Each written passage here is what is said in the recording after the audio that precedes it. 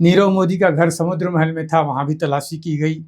नीरव मोदी तो 1 जनवरी 2018 को ही इंडिया छोड़ के चला गया था। तो उसके जो मेन एम्प्लॉय थे जिनके एफआईआर में नाम था, इस तरह कुल 15 आदमी अरेस्ट किए। फॉरेन एक्सचेंज ब्रांच पीएनबी में ये ब्लू आइड हुआ था, सबसे ज्यादा इनकम देता था। साल का 300-400 करोड़ सिर्फ एलओयू से प्रॉफिट हो रहा था। तो एवरीबडी वाज वेरी हैप्पी कि बहुत अच्छा काम हो रहा है शेट्टी एंड बाकी लोगों के साथ। पूरा घोटाला में डायमंड बिल्कुल नहीं है, गोल्ड भी नहीं है, डायमंड भी नहीं है, सिर्फ पर्ल है। नमस्कार, मैं हूं आकांक्षा सिंह और आप सुन रहे हैं CBI chronicles the inside story of crime investigation का एपिसोड नंबर 2। आज का हमारा एपिसोड जुड़ा है भारत के सबसे बड़े और हाई प्रोफाइल बैंक घोटालों में से एक, जो कि है नीरव मोदी पीएनबी स्कैम, जिसमें करीबन 6,498 करोड़ रुपयों का बैंक घोटाला हुआ था और जिसने पूरे देश को हिलाकर रख दिया था। इस केस की जांच का नेतृत्व किया है श्री सुशील प्रसाद सिंह सर ने, जो कि एसपी सिंह के नाम से भी जाने जाते हैं और जो उस समय सीबीआई में सुपरिंटेंडेंट ऑफ पुलिस और इस केस के चीफ इन्वेस्टिगेटिंग ऑफिसर रह चुके हैं। 3 दशक से भी लंबे करियर में सुशील सर ने कई घोटालों और अपराधों की जांच की है। इनकी ईमानदारी और कड़ी मेहनत के लिए सर को भारत सरकार ने 2010 में इंडियन पुलिस मेडल और 2017 में प्रेसिडेंट्स पुलिस मेडल से सम्मानित भी किया है। आज सर रिटायर्ड है, लेकिन आज हमारे साथ इस एपिसोड में जुड़कर वो हमें बताएंगे इस केस की असली इनसाइड स्टोरी कि कैसे नीरव मोदी ने इतना बड़ा स्कैम किया, कैसे इस स्कैम की जांच शुरू हुई और कैसे सीबीआई ने चुनौतियों के बावजूद सच्चाई सामने लाई। तो चलिए दोस्तों, शुरू करते हैं हम आज का एपिसोड और सुनते हैं नीरव मोदी केस की पूरी कहानी सीधे उस सीबीआई ऑफिसर की जुबानी जिन्होंने खुद इस केस को लीड किया है। So welcome Sushil sir. Thank you. हमें पहले ये बताइए सर कि ये नीरव मोदी स्कैम एग्जैक्टली क्या था और सीबीआई कब पिक्चर में आई? देखिए, नीरव मोदी स्कैम बेसिकली ये भी एक तरह का चीटिंग और फ्रॉड है, जो नीरव मोदी ने अपने डिफरेंट कंपनियों और पार्टनरशिप फर्मों के थ्रू किया। ये सीबीआई ने पंजाब नेशनल बैंक की कंप्लेंट पर 31 जनवरी 2018 को एफआईआर दर्ज किया, मतलब केस दर्ज किया। और उसके जब भी केस दर्ज होता है तो सबसे पहले होता है कि एविडेंस लाना है। तो उसके केस दर्ज होने के बाद तुरंत तलाशियां की गई, जितने भी नोन प्लेसेज थे उसमें जितने भी एक्यूज नाम थे। नीरव मोदी का घर समुद्र महल में था, वहाँ भी तलाशी की गई। उसके ऑफिसेज थे लोअर परेल में, कई जगह थे, सब कई बैंक ऑफिसरों के घर की तलाशी की गई।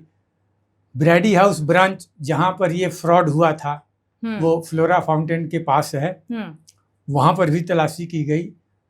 तो इस तरह से सीबीआई जो है इस केस के पिक्चर में आई।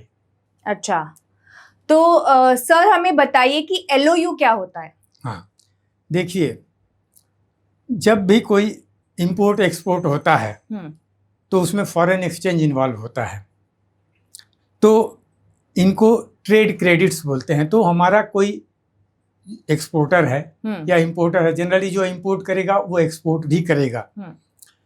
तो अपने देश में जो लोन का रेट है वो काफ़ी ज़्यादा है। इवन 2017-18 में भी मिनिमम जो है लेंडिंग रेट वो 11% के आसपास था। तो भारत सरकार ने, जो रिजर्व बैंक एक्चुअली ये सारी चीज़ें कंट्रोल करता है, तो उसने समय समय पर ऐसे नियम बनाए हुए थे जिसके तहत आप विदेशों से पैसे लोन पर ले सकते हो। उसको बोलते हैं एक्सटर्नल कॉमर्शियल बोरोइंग। तो उसके लिए कई इंस्ट्रूमेंट्स हैं। तो एलओयू का फुल फॉर्म है लेटर ऑफ अंडरटेकिंग। ये एक तरह से टेम्पोररी बैंक गारंटी है, क्योंकि मैं हूँ एक एक्सपोर्टर, मुझे पैसा चाहिए, माल खरीदना है, बनाना है, भेजना है, मुझे बाहर से पैसा दूसरा बैंक क्यों देगा, मेरी गारंटी कौन लेगा? तो जो मेरा इंडिया का बैंक है उसको मैं रिक्वेस्ट करूंगा कि मुझे लेटर ऑफ क्रेडिट की या लेटर ऑफ अंडरटेकिंग की फैसिलिटी दी जाए और फिर मैं वहाँ से पैसे उधार लूँगा। तो ये जो लेटर ऑफ अंडरटेकिंग है, ये एक्चुअली आरबीआई ने जुलाई 2007 में इसका सर्कुलर निकाला कि कैसे कौन ले सकता है, क्या डॉक्यूमेंटेशन होगा, बैंक कैसे इशू हुआ, सेफ गार्ड क्या होंगे।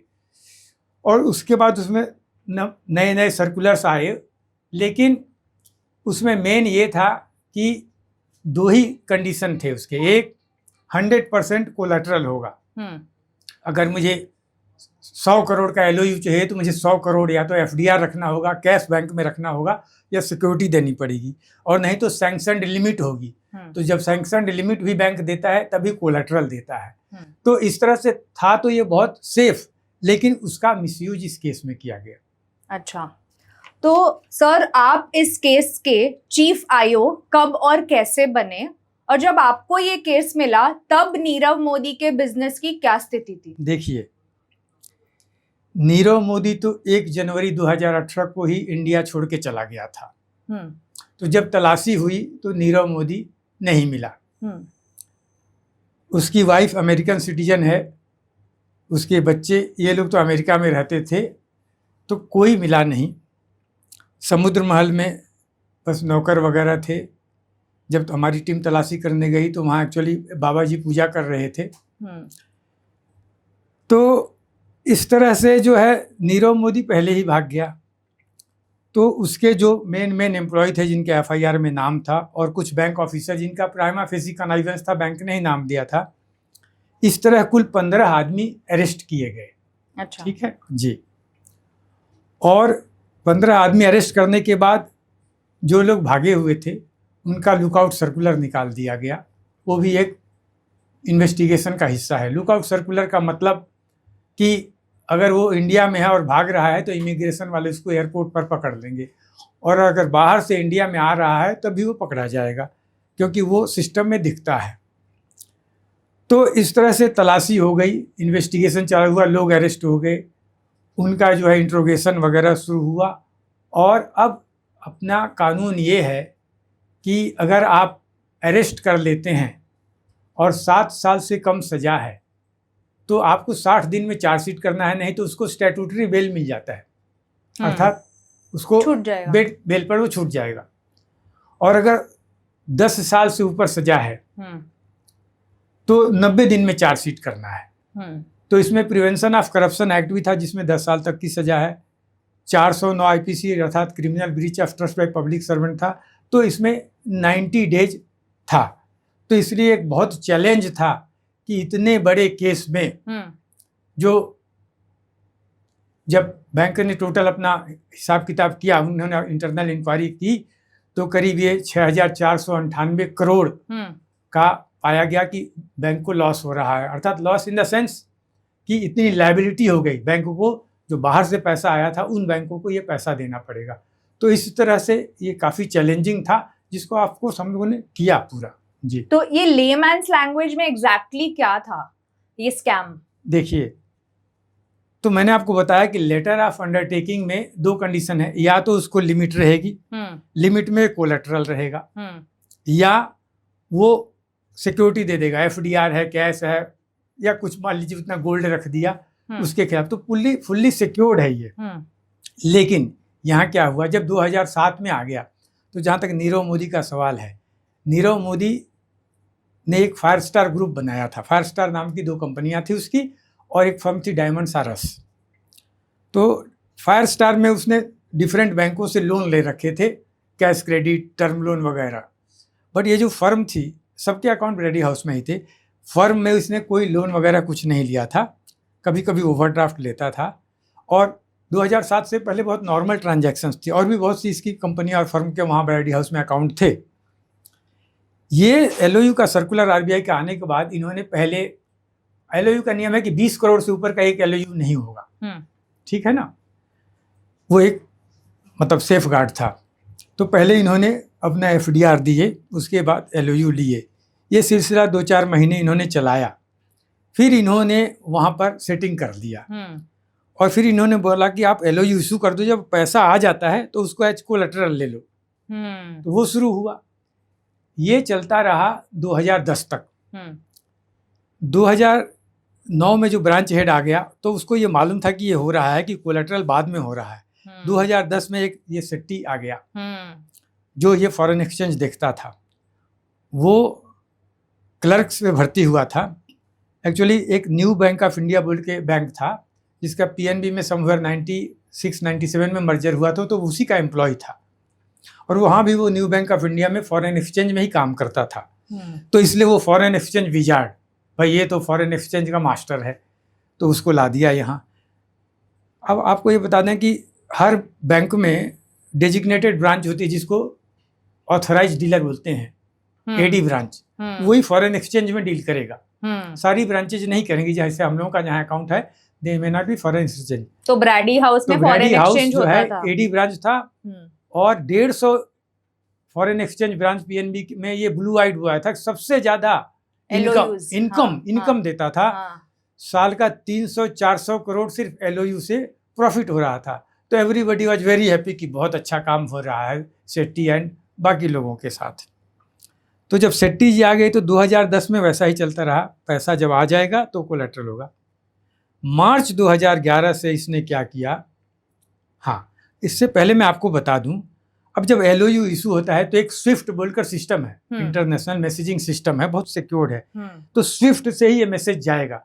पार्टी डॉक्यूमेंट देगी कि देखो ये हमारा इनवॉइस है, ऐसे माल आएगा, ये एयरवे बिल है, और काफ़ी डॉक्यूमेंटेशन करेगा, एक अंडरटेकिंग देना पड़ता है। फिर वो स्विफ्ट मैसेज से, जैसे इसमें हांगकांग से, एंटवर्प से पैसे आए, bank of India Antwerp, Allahabad bank Hong Kong, axis bank Hong Kong, यहीं से पैसे आए तो स्विफ्ट मैसेज जाएगा जैसे इलाहाबाद बैंक हांगकांग को कि ये है, आप इतना पैसा ये आपसे चाहता है। तो उस समय जो फॉरेन एक्सचेंज की डीलिंग थी उसका जो रेट फिक्स होता था उसको लिबोर बोलते थे, London interbank offered rate, LIBOR। हाँ लिबोर। तो लिबोर से जनरली 0.3 से 0.5% एक्स्ट्रा पर वो बैंक देते थे, क्योंकि करोड़ों का वो है तो उसमें इतना भी माने रखता है 0.3 भी। तो आज स्विफ्ट मैसेज जाएगा तो कल पैसा आ जाएगा, ठीक है। तो नियम ये है कि आज जितने स्विफ्ट मैसेज इशू हुए वो सबको एक कोर बैंकिंग सॉल्यूशन है। कोर बैंकिंग सॉल्यूशन समझ 2003 में सारे बैंकों में लागू हुआ। उसमें बैंक का सारा ट्रांजैक्शन उस सिस्टम में फीड डेली बेसिस पर किया जाता है और एवरीथिंग इज मॉनिटर्ड। बैंक को कितने डिपॉजिट्स आए, कितने एडवांसेज गए, कब क्या ड्यू हो रहा है, सब है। तो ये जितने स्विफ्ट इशू होंगे वो सीबीएस में वो ऑफिसर एंट्री करेंगे। तो ये दिखाएगा कि इस एलओयू की मैच्योरिटी कब है, इसमें कितना इंटरेस्ट आएगा, क्या कोलैटरल है, ये रिफ्लेक्ट होगा। तो उसने ये एंट्री ही बंद कर दी, सीबीएस में एंट्री ही टोटल बंद कर, तो आपको पता ही नहीं चलेगा कि क्या इशू हो रहा है। एलओयू इशू है, पता ही नहीं चलेगा। अब इसका भी एक सेफ गार्ड था। इंटरनल ऑडिटर होते हैं हर बैंक में, वहाँ मेजनीन फ्लोर में ये बैठता था और इसका एक क्लर्क था और बगल में जो स्केल 4 का ऑडिटर भी बैठता था। उसको ये ड्यूटी थी सुबह में, एक दूसरे ऑफिसर की थी कि वो सारे स्विफ्ट की लिस्टिंग करेगा और उसकी जो ड्यूटी थी ऑडिटर की इंटरनल की, वो उन स्विफ्ट को सीबीएस से मैच करेगा। अगर ये नेक्स्ट डे हो जाता तो स्कैम तो 2011 में ही खुल गया होता। लेकिन वो भाई साहब भी अपनी ड्यूटी नहीं निभाए। वहाँ 2011 से 2017 के भैया समझ लीजिए 17 एंड तक 3 आदमी बदल गए, किसी ने ये काम नहीं किया। तो ये जो सिंपल फ्रॉड हुआ, ये स्विफ्ट मैसेज को चूंकि सीबीएस में एंट्री नहीं की गई तो मार्च 2011 से मई 2017 के बीच करीब 1200 एलओयू इशू हुए, जिसका टोटल वैल्यू था 23,000 करोड़। और जिसका कोई रिकॉर्ड ही नहीं था। लेकिन अब ये 23,000 करोड़ का फ्रॉड एक्चुअली ये फ्रॉड 23,000 करोड़ का है, बट लॉस 6,500 करोड़ का क्यों है? क्योंकि 2011 में जो इशू हुआ, LOU 1 साल से कम का होगा, अर्थात 350, 55, 60 दिन का होगा। तो 11 में इशू हुआ, वो 12 में मैच्योर होगा। तो मैच्योरिटी से पहले नए LOU इशू हो जाते थे। जैसे 2011 में मान लीजिए 500 करोड़ का इशू हुआ, जिसका इंटरेस्ट के साथ 2012 में 600, 650 करोड़ होगा। तो और उसको और पैसा भी चाहिए, तो 2012 में वो 800, 900 करोड़ का इशू कराएगा। 13 में और बढ़ेगा। ये बढ़ते बढ़ते 2017 में, अभी 2017 का थ्रेशोल्ड क्या है? 31 मई 2017 को सेट्टी साहब रिटायर हो गए। बट रिटायर होने से पहले जनवरी से लेकर मई के बीच जो 150 LOU उन्होंने इशू कर दिया, वो मैच्योर होंगे 8 जनवरी 2018 से। और उस दिन से ये लायबिलिटी शुरू हो गई। और ये पूरी लायबिलिटी जो मार्च तक मैच्योर होना था, वो आ गई 6,498 करोड़, प्लस उसमें इंटरेस्ट, डिलेड इंटरेस्ट हो गया क्योंकि ये फ्रॉड के कारण सारा रुक गया। तो एक्चुअली जो लॉस हुआ है वो समवेयर 6,800 करोड़ के आसपास का बैंक को लॉस है। ओके जी। तो सर, मैंने कहीं नीरव मोदी के इंटरव्यू में देखा था कि उन्होंने बोला था, उनका ये एम्बिशन था कि 2025 तक पूरे वर्ल्ड में उनके 100 डायमंड स्टोर्स खुल जाए। तो ये बात क्या सच है? देखिए, और आज हम 2025 में बैठे हैं। दिसंबर 2017 में मैं किसी काम से दिल्ली गया था। हाँ। और डिफेंस कॉलोनी में मैं रुका हुआ था। तो मेरी आदत है, मैं सुबह में टहलने जाता हूँ। तो वहाँ जब सुबह टहलने गया तो मैंने देखा कि प्रियंका चोपड़ा का एक बहुत बड़ा बिलबोर्ड था और ऊपर लिखा था नीरव। और उसी डिफेंस कॉलोनी में कई और बोटिक्स थे, तो जैसे जो फैशन वाले हैं। तो मैंने सोचा यार ये नीरव क्या है? तो मुझे मालूम नहीं था। बट नेक्स्ट जनवरी 2018 में ये स्कैम हो गया और तब मुझे पता चला कि ये यही नीरव मोदी है। हाँ। तो पहला जो उसने अपना स्टोर खोला वो डिफेंस कॉलोनी में ही खोला था। अच्छा जी। ओके। हाँ, उसके बाद उसने काला घोड़ा में एक रिद्म हाउस था, जहां आप भी गई होंगी।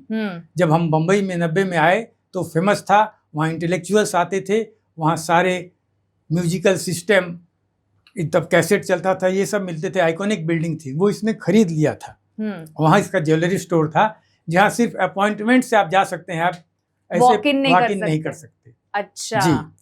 और इसके अलावा इसने न्यूयॉर्क में खोला, हांगकांग में खोला, सिंगापुर में खोला, मैकाओ में खोला। इस तरह से जब ये फ्रॉड डिटेक्ट हुआ तब तक 15 स्टोर तो इसके चालू थे। बट इसका प्लानिंग था, बेंगलोर में बन रहा था और 100 खोलने का इसका प्लानिंग था। इसलिए इसके स्टाफ पर बहुत प्रेशर था, पैसे लाओ कहीं से भी। इसलिए इतनी तेजी से ये काम शुरू हुआ। अच्छा, तो ये जो मेहुल चोकसी वाला केस है, इसके साथ रिलेटेड है कि वो अलग है? देखिए, क्योंकि वो दोनों तो रिलेटेड है। मेहुल चोकसी जो है वो नीरव मोदी का सगा मामा है। नीरव मोदी के पिताजी मिस्टर दीपक मोदी, ये जो है एंटवर्प में थे। ये सब डायमंड डीलर, ये लोग पालनपुर के हैं। पालनपुर के बहुत डायमंड डीलर एंटवर्प बेल्जियम में रहते हैं। तो नीरव मोदी पैदा हुआ इंडिया में, बड़ा हुआ एंटवर्प में। हॉर्टन स्कूल में ये पढ़ने भी गया था, बट एक ही साल पढ़ा। अराउंड 19 साल की उम्र में, मतलब उससे पहले इसकी माताजी का अनफॉर्चुनेट डेथ हो गया, तो 19 साल की उम्र में ये अपने पिताजी के साथ यहाँ आ गया। और मामा मेहुल चोकसी अच्छे खासे डायमंड मर्चेंट थे। उनका गीतांजलि ग्रुप बहुत फेमस था, उनके साथ काम सीखना शुरू किया। और 1998 में ये मामा भांजे ने मिलकर डायमंड्स आर अस ये एक फर्म खोली और पीएनबी में अकाउंट खोला। फिर इसने फायरस्टोन बोल के कंपनी खोली, पीएनबी में अकाउंट खोला, और इस तरह से ये काम चालू किया। बट फिर मेहुल चोकसी इसके बिजनेस से अलग रहा। उसका तो अपना बहुत बड़ा बिजनेस था और ये जो है अपना अलग बिजनेस शुरू किया। अब जब मेहुल चोकसी का नाम आया तो बता दूं, उसका एक अलग केस उसी समय हुआ था जब ये फ्रॉड खुला नीरव मोदी का, और उसमें करीब 7,500 करोड़ का नुकसान है पीएनबी को। बट वो अलग केस है, उसमें अलग एक्यूज है। अच्छा जी। और वही LOU का है, प्लस उसमें दूसरे सैंक्शन लिमिट्स का भी केस है। जी। ओके। तो सर, इन्वेस्टिगेशन के दौरान आपको क्या क्या एविडेंस मिला? और देयर आर स्ट्रॉन्ग एलिगेशंस कि नीरव मोदी ने ऑल ओवर द वर्ल्ड कई शेल कंपनीज खोल रखी थी और रिपीटेड सेल्स भी होते थे ऑफ अ सिंगल पर्ल और डायमंड। तो क्या ये एलिगेशन सही थे? देखिए ऐसा है, उसने जो डायमंड में उसका जो इतना नाम हुआ, उसने एक गोलकोंडा नेकलेस बनाया समवेयर 2009-10 में। तो उस गोलकोंडा नेकलेस का इतना नाम हुआ और वो बहुत हाई प्राइस में बिका। ये 9-10 की बात है। उसके बाद उसका एक और नेकलेस आया, उसका भी बहुत नाम हुआ, तो नीरव ब्रांड वहां से आ गया। तो जब अब इसको लगा कि अब मेरा ब्रांड नेम चालू हो गया है, तो 2010 में इसने 2 और पार्टनरशिप फर्में खोल ली। शुरू में ये खुद था, इसका ट्रस्ट था, 1-2 और कंपनियां थी। बट बाद में इसने क्या किया कि इसके यहाँ जो 10,000 रुपये वाले एम्प्लॉय थे, हर में 2-2 पार्टनर डाल दिए। मेजॉरिटी स्टेक 98% उनको दो दिया, 2% अपने कंपनी या ट्रस्ट में रखा। अच्छा। लेकिन जो एग्रीमेंट बना उसमें ये बना कि जो प्रॉफिट आएगा वो सब इसको जाएगा, उनको इवन जब कंपनी बिकेगी तभी उन पार्टनर को कुछ नहीं मिलेगा। उन सबको एग्जामिन किया गया था, तो वो बोले हमें तो 10-10 हज़ार रुपये मिलता था और चेक पर साइन करा दिए थे, बैंक में गए थे, बैंक अकाउंट खुलवाए थे और हमें कुछ मालूम नहीं, ये था। तो 10 में इसने ये ठान लिया कि अब हमें फ्रॉड करना है, क्योंकि अब इसको 100 का टारगेट था। 11 से मैंने आपको बताया कि जो है स्विफ्ट मैसेज इशू हो रहा है LOU के लिए, लेकिन CBS में एंट्री नहीं हो रही है। तो मेजर फ्रॉड और एविडेंस यही है कि जो बैंक के तरफ से हुआ, जिसमें बैंक वाले मिले हुए थे। अब जब इसका देखा गया कि सचमुच क्या ये इंपोर्ट एक्सपोर्ट करता था, एक्चुअली जो डायमंड का ये काम करता था वो फायर स्टार डायमंड और फायर स्टार इंटरनेशनल, ऐसी 2 कंपनियां थी जिसमें नंबर ऑफ करीब 15-16 बैंकों से इसने लिमिट्स लिए हुए थे, उसमें काम करता था। और इसको ये था, ये जो फ्रॉड चल रहा था, इसको ये था कि मैं पब्लिक इशू लाऊंगा, इसलिए 2017 में इसने 2-2 करोड़ की सैलरी पर लोगों को रिक्रूट किया, दूसरी कंपनियों से लाया। CFO, CEO, ऐसे बड़े बड़े या बैंक में जाने वाले, जिनको सो कॉल्ड कंसल्टेंट बोलते हैं, लाया।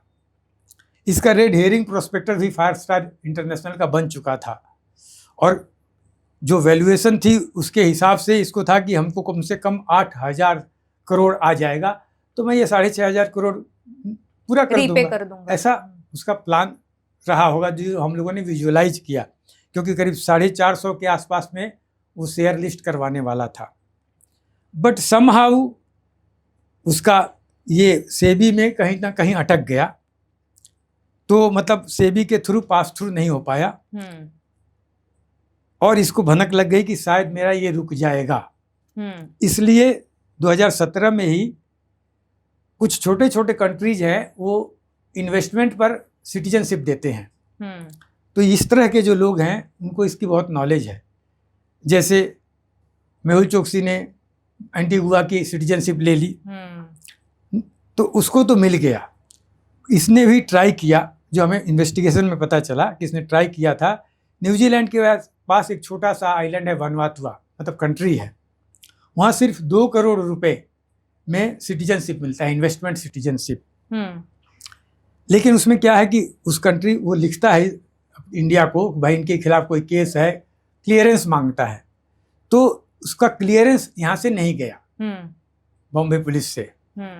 तो अभी ईमानदारी देखिए, हमें कैसे पता चला कि वहाँ जो वकील उसने रखा था उसने 25 लाख रुपए अपनी फीस काट के और 1,75,00,000 वापस कर दिया। तो जो स्विस क्या है, हमारे सरकार के पास एक इकोनॉमिक इंटेलिजेंस ब्यूरो है, तो उससे हम लोगों का डिपार्टमेंट का इंफॉर्मेशन शेयर होता है। तो जो स्विस बैंक ने वो इंफॉर्मेशन भेजा कि ऐसे ऐसे रेमिटेंस आया है 1,75,00,000 इंडियन रुपीज में, तो हमें पता चला कि अरे इसने तो वनवातुआ में भी ट्राई किया था, इसको मिला नहीं। तो यहाँ से भागने के बाद जो डावोस में एक समिट होता है एवरी ईयर, बड़े बड़े इंडस्ट्रियलिस्ट जाते हैं, कुछ गवर्नमेंट के लोग भी जाते हैं, उसमें भी इसने पार्टिसिपेट किया। अगर आप गूगल में देखेंगी तो 18 जनवरी 2018 को हुआ, तो ये है उस समिट में।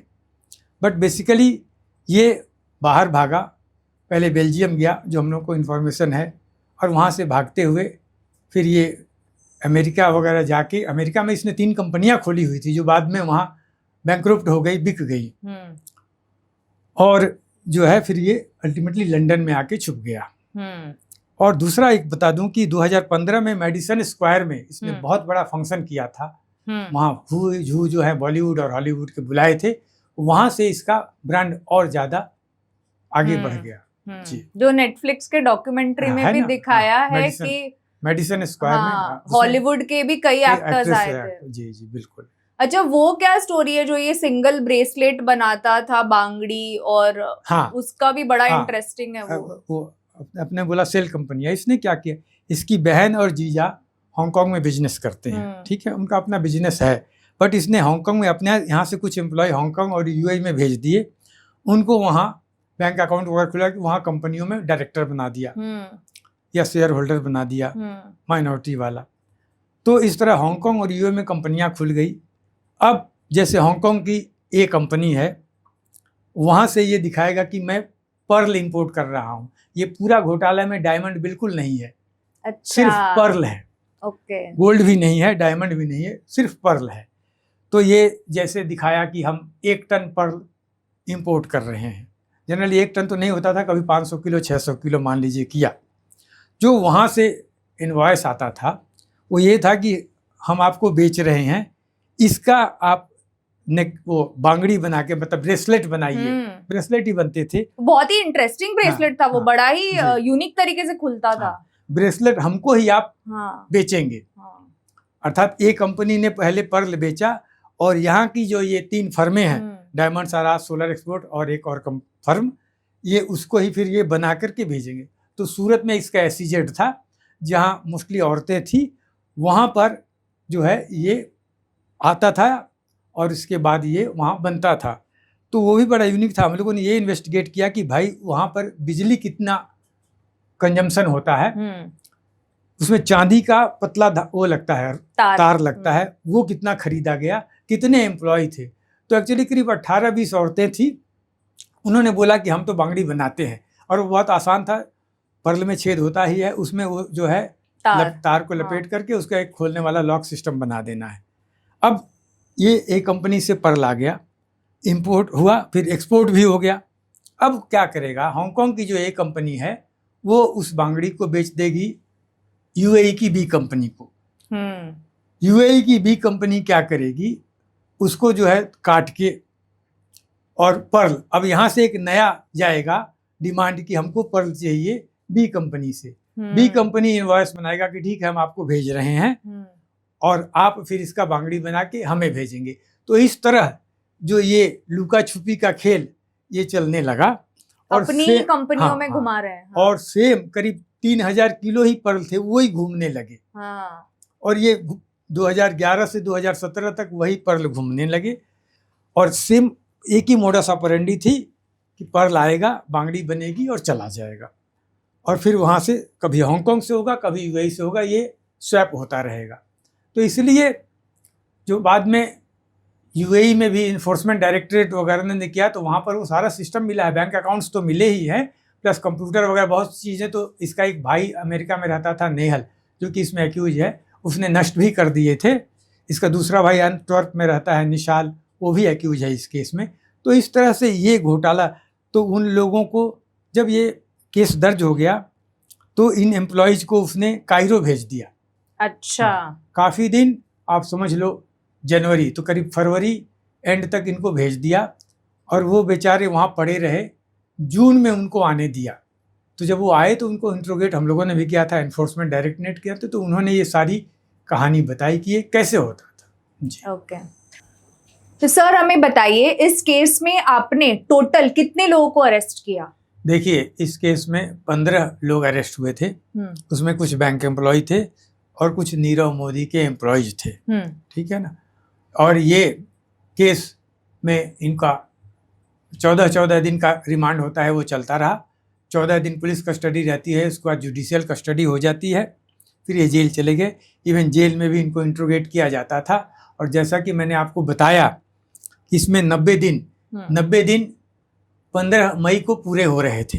हाँ, वो एक इंटरेस्टिंग स्टोरी है कि आप बाहर टूर पे थे। जी, 15 मई को पूरे हो रहे थे, और इतना प्रेशर था। और उसी बीच हमारी बेटियों ने पहले से ही प्लान बनाया हुआ था कि हम जाएंगे लेह लद्दाख। ये दिसंबर 2017 में पूरी प्लानिंग हो गई थी और टिकट वगैरह सब बुक थे। तो मैंने करीब 14 अप्रैल के आसपास अपने बॉस को बोला कि सर मेरा ऐसे प्लान है, तो मुझे 1 हफ्ते की छुट्टी चाहिए, 29 अप्रैल से 7 मई। तो उन्होंने जस्ट मुझे देखा, बोले पागल हो गया है क्या है? ये 15 आदमी क्या होगा, बिल्कुल छुट्टी नहीं, बाद में जाओ। मैंने कहा सर देखो, अगर छुट्टी नहीं किया तो बेटियां डिसोन कर देंगी, तो इट इज बेटर कि मैं रिजाइन कर दूं। तो वो उनको शौक लग गया। तो बोले लेकिन चार्जशीट का क्या होगा? मैंने कहा मैं 13 तारीख को चार्जशीट फाइल कर दूंगा, फाइनल ऑर्डर्स मुझे मिलना चाहिए। तो इस कंडीशन पर मैं गया अपनी बेटियों के साथ लेह लद्दाख पूरा घूम के मैं 6 को लौटा। और उसके बाद समझ लीजिए डे एंड नाइट काम हमने किया। हमारी टीम बहुत अच्छी थी, उसमें यंग ऑफिसर्स भी कुछ थे, इवन जो क्लरिकल स्टाफ था। मैं आपको ये बता दूं कि कई रात हम लोग टेबल पर सोए ऑफिस में ये काम करने के लिए। और पूरे एविडेंस की मार्शलिंग की गई, क्योंकि हमारे यहाँ कई लेवल पर स्क्रूटनी होती है, कई लॉ ऑफिसर्स होते हैं, कई सीनियर ऑफिसर्स होते हैं। और पूरी स्क्रूटनी के बाद जब ये पाया गया कि हाँ ये एविडेंस सफिशिएंट है, तो कुल मिलाकर के उस समय पहली चार्जशीट में 25 आदमी, मतलब उसमें कंपनियां भी हैं, कंपनियां और एक्यूज मिला के 25 लोगों को चार्जशीट किया गया। उसमें नीरव मोदी और निशाल मोदी, इनको भगोड़ा दिखाया गया। और मैंने 13 मई 2018 को चार्जशीट फाइल कर दी। हाँ जी। अब ये है नियम। एक्चुअली अभी आपने इंटरपोल का नाम सुना होगा, इंटरनेशनल पुलिस कॉर्पोरेशन एक संस्था है, लियोन्स में इसका हेडक्वार्टर है, फ्रांस में, पेरिस में भी इसका एक ऑफिस है। तो पहले जैसे ही एफआईआर होता था, लुकआउट सर्कुलर निकल गया, तो हम लोग अगर आदमी भागा हुआ है तो उसका non available open warrant court से ले लेते थे और उसके बेसिस पर उसका रेड कॉर्नर नोटिस इशू होता था। लेकिन बाद में इंटरपोल सेक्रेटारिएट ने बोला कि नहीं, चार्जशीट के बाद ही हम रेड कॉर्नर नोटिस इशू करने का रिक्वेस्ट मानेंगे। अच्छा जी। तो जब 13 मई को चार्जशीट हो गया, तो उसके बाद हम लोगों ने कोर्ट को बताया कि ये 2 एक्यूज भागे हुए हैं, तो उनके खिलाफ ओपन नॉन अवेलेबल वारंट निकला। और उसको हम लोगों ने फिर इंटरपोल को भेजा कि इनका, उसका एक प्रोफार्मा होता है भर के, कि इनका जो है रेड कॉर्नर नोटिस निकाला जाए। तो रेड कॉर्नर में क्या होता है? रेड कॉर्नर नोटिस में ये होता है कि इंटरपोल की वेबसाइट पर उस आदमी का पूरा हुलिया आएगा, उसका फोटो आएगा, और कोई भी police all over the world उसको अरेस्ट कर सकती है, क्योंकि ओपन नॉन अवेलेबल वारंट है। अच्छा जी। तो वो वर्ल्ड में कहीं भी है, अरेस्ट हो जाएगा, दिखेगा तो अरेस्ट हो जाएगा। ये है रेड कॉर्नर नोटिस। इसके अलावा जो उससे नीचे के नोटिस हैं, blue corner, yellow corner, black corner, इस टाइप के हैं। बट जो सबसे इंपॉर्टेंट नोटिस है वो रेड कॉर्नर नोटिस है। उसमें अरेस्ट की पावर है किसी भी पुलिस को। और इसके बाद अभी ये तो हो जाएगा जब मिलेगा। अब आपको बताऊं कि हम लोगों को ये मतलब इंटेलिजेंस था कि वो इंग्लैंड में ही है, बट कहाँ है ये मालूम नहीं था। तो फिर उसके लिए क्या है कि हमारे देश का बहुत सारे मोर देन 100 कंट्रीज के साथ एक्स्ट्राडिशन ट्रीटी है। एक्स्ट्राडिशन मतलब ये समझौता है कि अगर आपके यहाँ कोई वांटेड है और हमारे देश में पकड़ा गया तो हम आपको सौंप देंगे, और हमारा कोई फ्यूगिटिव है जो बाहर भागा हुआ है तो आप पकड़ोगे तो आप हमें सौंप दोगे। ठीक, उसमें ज़्यादा आप इम्पेडिमेंट्स नहीं लाओगे। इसको बोलते हैं एक्स्ट्राडिशन ट्रीटी। तो इंग्लैंड के साथ है, तो इंग्लैंड को हम लोगों ने एक ये लेटर ऑफ रिक्वेस्ट उसको भेजा उसके एक्स्ट्राडिशन के लिए। तो वो भी कोर्ट में एक एप्लीकेशन डालना पड़ता है, कोर्ट ही इशू करता है, उसके साथ एविडेंस लगाना पड़ता है कि क्या एविडेंस है, प्लस जो हमारे यहाँ जिस कानून में वो वांटेड है, सिमिलर ऑफेंस वहाँ भी पनिशेबल है कि नहीं। अगर वहाँ पनिशेबल नहीं है तो एक्स्ट्राडाइट नहीं करेंगे, तो वो भी देखना पड़ता है। अच्छा। तो हाँ, प्लस उस ऑफेंस का हमको बताना पड़ता है कि देखिए हमारे यहाँ जैसे 420 है तो आपके यहाँ ये है, हमारे यहाँ 409 है, ये है। तो ये तो एक्स्ट्राडिशन रिक्वेस्ट हम लोगों ने यूके को भेज दिया, हांगकांग को भेज दिया, यूएई को भेज दिया, इवन बेल्जियम को भी भेज दिया, जो हमारे हाँ इवन यूएसए को भी भेजा, जो नॉन इसके हाइडआउट्स थे। अब बाकी इन्वेस्टिगेशन चलता रहा, क्योंकि बहुत सारे एलओयू थे, आपको बताया, कई लोगों का रोल देखना था, इन्वेस्टिगेशन चल रहा था। मार्च 2019 अब आ गया। मार्च 2019 में एक दिन टेलीविजन पर टेलीग्राफ के एक रिपोर्ट, 19 ने 18 ना, 19 हाँ, अच्छा, ये तो 18 में तो केस हो गया, चार्जशीट हाँ। हो गया। मार्च 2019 में एक दिन सडनली सबने टेलीविजन पर देखा, मैंने भी देखा कि नीरव मोदी किसी मेट्रो स्टेशन पर घूम रहा है, हाँ। और टेलीग्राफ का एक रिपोर्टर हाँ। उसको फॉलो कर रहा है, are you Nirav Modi, are you, और वो वहां से वो जल्दी जल्दी एक तरह से चल रहा भागा, है, उसने कुछ कमेंट नहीं किया, और उसने बहुत अच्छा एक जैकेट पहना हुआ था, और उसके बाद वो एक कैब पकड़ के निकल गया। तो ये कंफर्म हो गया कि नीरव मोदी लंदन में ही है। अब जो बाद में हमें एक्स्ट्राडिशन में जब हम लोग गए तो पता चला कि अब वहाँ कैसे वो पकड़ा गया। तो ये 19 तारीख की बात है। नीरव मोदी को जो है वहाँ पर क्या है, वहाँ एक तो स्कॉटलैंड यार्ड है, और वहाँ एक इमिग्रेशन की अलग पुलिस है। तो जो ये लेटर ऑफ रिक्वेस्ट जाता है वो इमिग्रेशन वाले वहाँ डील करते हैं, और वहाँ ऐसा सिस्टम है कि उसको नोटिस दिया जाता है, तो वो अपॉइंटमेंट लेता है, फिर वो जाएगा तो उसकी सुनवाई होगी, और उसको जनरली वो बेल दे देते हैं, वहाँ का कोर्ट बेल दे देता है, क्योंकि ये चीज़ विजय माल्या को हुआ था, उसको बेल मिल गई थी, ठीक है ना। तो लेकिन उसके लिए वहाँ जो बेल बॉन्ड होता है वो जैसे 1 मिलियन 2 मिलियन 5 मिलियन पाउंड्स का होता है, बड़ा अमाउंट होता है। इंडिया हमारे यहाँ जैसे 15-20 हज़ार का अभी होता है, वैसा नहीं है। और वो जो बेल बॉन्ड के लिए आपका अपना अकाउंट होना चाहिए, आपके अकाउंट से होगा, दूसरा नहीं देगा। तो इसका अपना बैंक अकाउंट नहीं था। ये तो बेसिकली रहता था तो 50 करोड़ के मेंशन में, बट बहन का एक कंपनी वहाँ बनवा लिया था 20 करोड़ में, जिसमें एज सीईओ काम करता था, जो हम लोग को बाद में पता चला। तो ये जो है एक वहाँ की किसी बैंक में गया, लोकल बैंक में, अपना अकाउंट खोलने के लिए। अच्छा। तो फोटो तो सबने देखा था, वहाँ कोई देशभक्त था, तो उसने पहचाना, अरे ये तो नीरव मोदी है। तो उसने मेट्रोपॉलिटन पुलिस को फ़ोन कर दिया। तो ये रेड नोटिस तो था ही, मेट्रोपॉलिटन पुलिस आई और इसको पकड़ के ले गई। अदरवाइज 25 मार्च का इसको अपॉइंटमेंट मिला हुआ था इमिग्रेशन का। तो इसका बैड लक था कि इसको देशभक्त ने देख लिया। हाँ। तो ये नहीं तो इसको भी बेल मिल जाता। तो ये अरेस्ट हो गया। अरेस्ट हो गया, वहाँ की पुलिस ने फिर इंडिया को बताया, और वहाँ एज यूजुअल उसको कोर्ट में पेश किया, उसका रिमांड हो गया।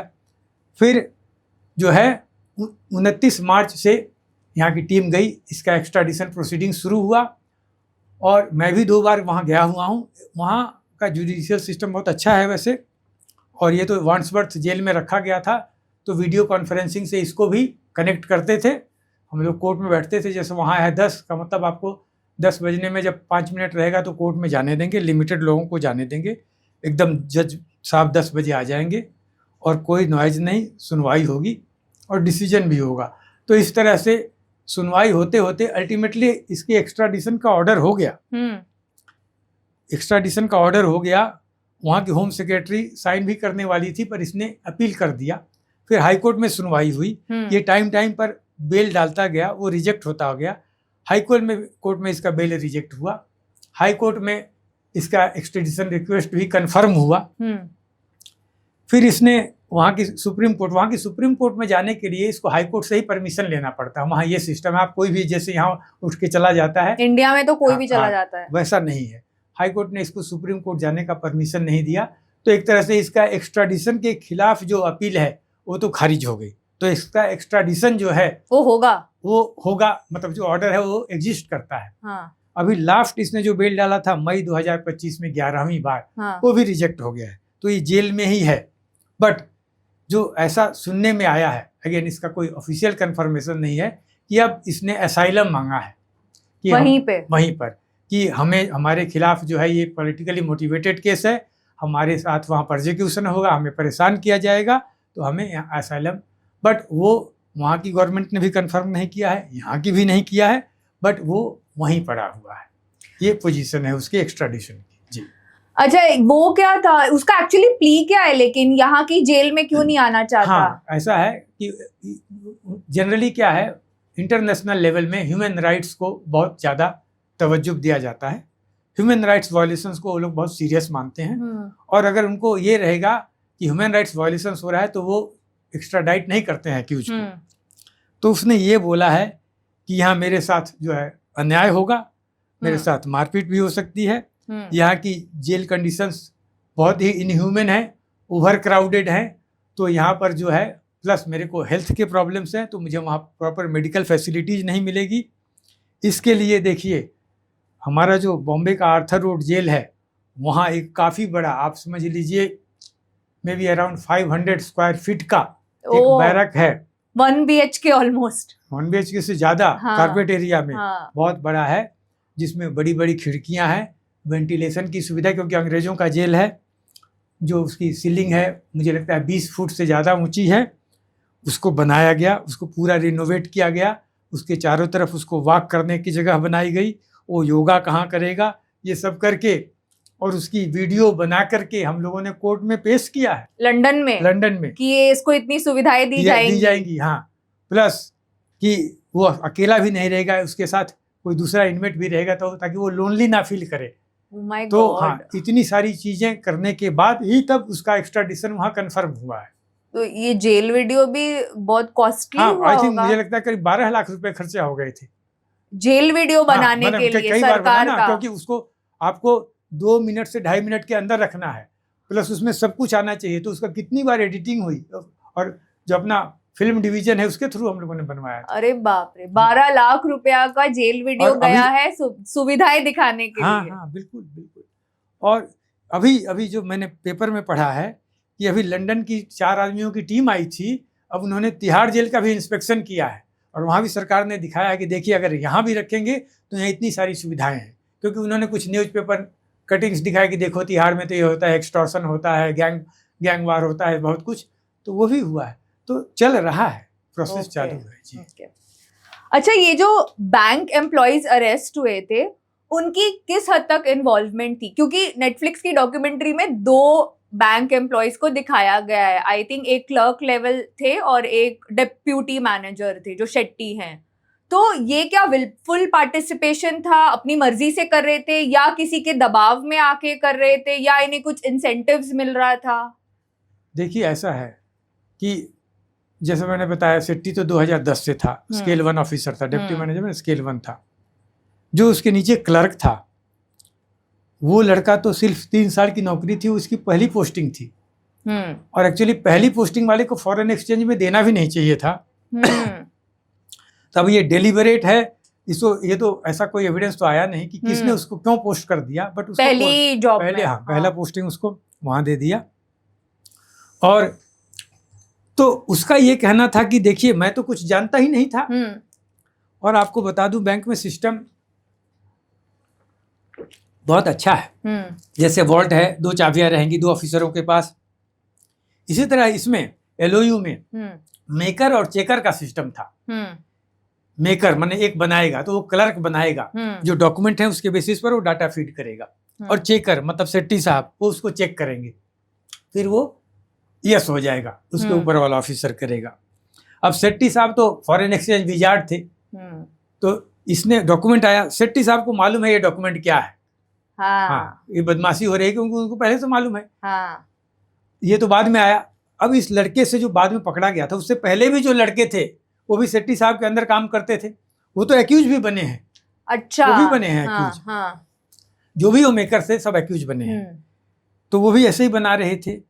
तो ये जो है, अब लॉ में क्या है कि ignorance of law is not excuse, तो ये जो नया लड़का भी 3 साल वाला भी है, अब ये कहे मुझे मालूम नहीं था, तो ये नहीं है, क्योंकि सीबीएस में एंट्री करना ये तो जरूरी था, कौन करेगा, तुम ही लोग करोगे, थर्ड आदमी नहीं आके करेगा, तो सीबीएस में एंट्री क्यों नहीं किया, तो बोले नहीं, सेट्टी साहब ने बोला था बाद में हो जाएगा, तो इसलिए उनकी ये प्ली चलेगी नहीं, they will be considered as part of the conspiracy. Entire जो टीम है up to the level of branch manager, जो डीजीएम मतलब एजीएम लेवल का था, बाद में प्रमोट होकर डीजीएम चला गया था, क्योंकि ओवरऑल रिस्पॉन्सिबिलिटी ब्रांच मैनेजर है, उसके नीचे एक चीफ मैनेजर है, उसके नीचे एक सीनियर मैनेजर है, तो इन सबको किसी ने अगर चेक कर लिया होता, आज भी मैंने देखा हमारे कई घर वाले बैंक में हैं तो सरप्राइज विजिट होती है। जैसे मैंने परसों ही बात किया तो उसके ब्रांच में उसकी जोनल मैनेजर एकदम से आ गई, तो सरप्राइज विजिट, तो सरप्राइज चेक भी होना चाहिए। CBS स्विफ्ट का एक बार मिलान कर लो, ये सालों साल मिलान नहीं हो रहा है, तो कनाइवेंस भी था। इसके अलावा जहाँ तक सेट्टी का तो डिस्प्रोपोर्शनेट एसेट केस भी हुआ है, उसको पैसे मिले हैं, उसका तो एविडेंस भी आया है जी।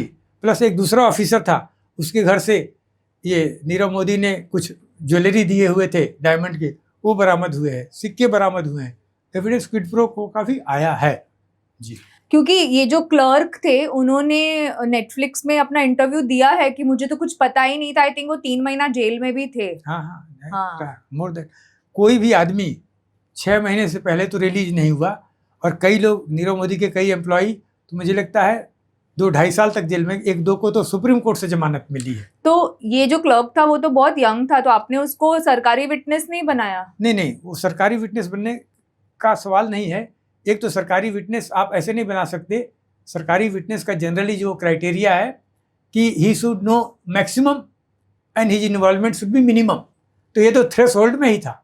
हाँ। ये तो शुरुआत है, फ्रॉड की शुरुआत वहीं से हो रही, तो ये सरकारी विटनेस कैसे बन सकता है? क्योंकि वो ही मेकर है। हाँ। अच्छा, एक वो आप एक एग्जांपल देते हो ना कॉन्स्पिरेसी का, कि it's like a train. Yes, वो क्या है? वो माननीय सुप्रीम कोर्ट ने कई जजमेंट्स में बोला है हाँ।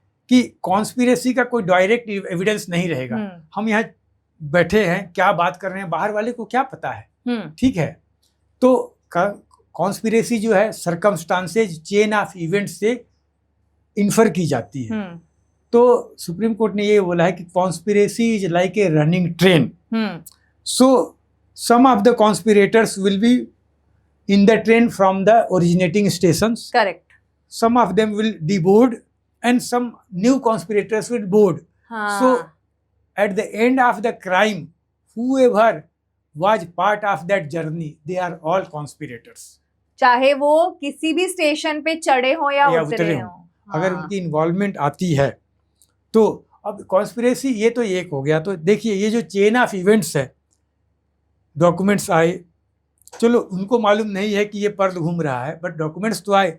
सिंपल है कि आपने कोलेटरल नहीं लिया और आपने CBS में एंट्री नहीं की और सैंक्शन लिमिट नहीं थी तो और CBS में एंट्री नहीं की, तो बैंक वालों का सीधा कनाइवेंस आ गया। हाँ। अब एक चीज और बता दूं, 2016 में एक दूसरा बैंक था, वो भी सरकारी बैंक ही था, पब्लिक सेक्टर जिसको बोलते हैं।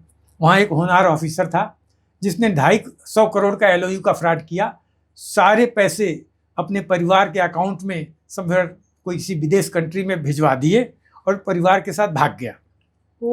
हाँ, ये समवेयर चंडीगढ़ में हुआ था।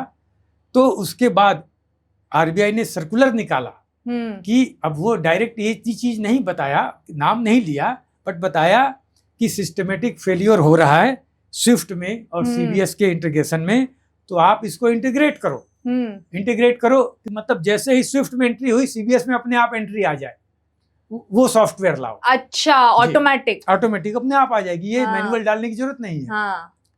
सभी बैंक इस पर चुपचाप बैठे रहे। इसमें कई सीनियर लेवल इसलिए चार्जशीट किए गए कि उन्होंने इस पर कोई एफर्ट ही नहीं लिया। आप सीनियर पोजीशन पर बैठे हो, आपकी ये ड्यूटी है कि सबसे पहले तो ये घंटी बजनी चाहिए थी कि एक ही AD ब्रांच 400-500 करोड़ का प्रॉफिट कैसे दे रहा है, प्रॉफिट कैसे क्यों दे रहा है? हाँ। वो भी कुछ खास अकाउंट से ही। जबकि LOU तो इशू ही नहीं हो रहा है। ये किसी ने नहीं देखा। Everybody was very happy. Shetty का 3 बार ट्रांसफर हुआ 11 से 17 के बीच, उसका तीनों बार कैंसिल हुआ। तो हमारे यहाँ, मैं बंगाल में पढ़ा बड़ा हूँ, वहाँ कहावत है कि अति भक्ति चोरेर लक्षण। जो बहुत ज्यादा भक्ति होता है जाके मंदिर में कान वगैरह पकड़ता है, मैं तो उसको संदेह की निगाह से देखता हूँ, क्योंकि मैं गलत नहीं करूंगा तो कान क्यों पकड़ूंगा। वो 9 बजे आता था, उसके पास चाबी थी, सबसे पहले आता था, सबसे बाद में जाता था, सबसे पहले ब्रांच खोलता था और लास्ट में वही लॉक लगाता था। जाता था। इतना डिवोशन क्यों? हाँ। उसका सीट क्यों नहीं चेंज किया? बैंक में तो सीट बदल देते हैं, इवन कैशियर को बदल देते हैं 3-6 महीने, उसकी सीट नहीं बदलती। अंदर भी रोटेशन होता रहता है ड्यूटी। तो इसलिए कनाइवेंस तो था, सीनियर लेवल में भी कनाइवेंस था। हाँ।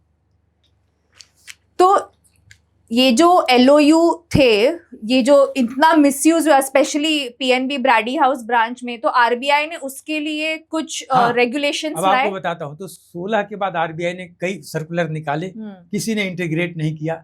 जैसे ही हुआ और इसको फ्लैग किया गया, RBI ने भी इंक्वायरी की, एक मालेगांव कमेटी बनाई थी, मैं भी उसमें गया हुआ था मिलने के लिए। तो RBI ने तुरंत इसको सर्कुलर निकाला मार्च में कि अब चूंकि LOU कुछ आउटस्टैंडिंग में है तो 1 महीने का लीवरेज दे दिया। 30 अप्रैल से बोला ये LOU बंद, तो 30 अप्रैल 2018 से LOU बंद हो गया। अच्छा। उसके बाद नए मास्टर सर्कुलर उसको बोलते हैं, सर्कुलर्स निकले। अभी ट्रेड क्रेडिट्स लेना है, एक्सटर्नल कॉमर्शियल बोरोइंग आज भी हो रही है, बट अब नए कानून में हो रही है। देखिए वैसे तो लीवर भी जो है अब बंद हो गया है, उसको जो है SOFR secured overnight financing rate एक नया सिस्टम आ गया है, इसके तहत अब इंटरनेशनल बोरोइंग होती है। अच्छा, लाइबोर को भी बंद कर दिया। जी 2024 से बंद हो गया। ओके।